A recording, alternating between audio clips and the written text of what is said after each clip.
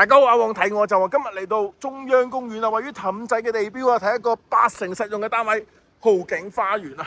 依家入去睇下先。哇！個大堂全新噶，上個單位望下。入到嚟單位啦，首先睇個廚房，廚房係重中之重嚟嘅，廚房非常之大啦，乜嘢都擺到。仲有工人房，工人房一啲都唔細噶。今時今日呢個單位2135尺啊，係2135尺，仲有一個可以踢波嘅巨廳。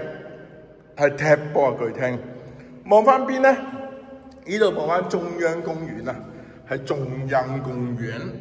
唉，望住呢個景咧，非常之靚。其實買豪景咧，真係唔好買咁高層，買低層係最好嘅。因為低層咧，你望個景咧係最靚嘅。房間全部都好大，最緊要咩？佢冇裝修啊，冇裝修豪景咧係最靚嘅，因為你可以知道佢有咩問題，有咩殘缺，你可以維護裝修剝晒佢，你起碼都係慳翻好多錢啊！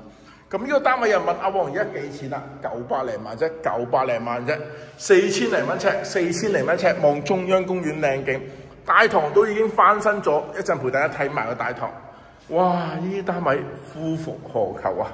今時今日你有興趣聯絡阿旺，我有鎖匙。今日視頻到呢度，各位，拜拜。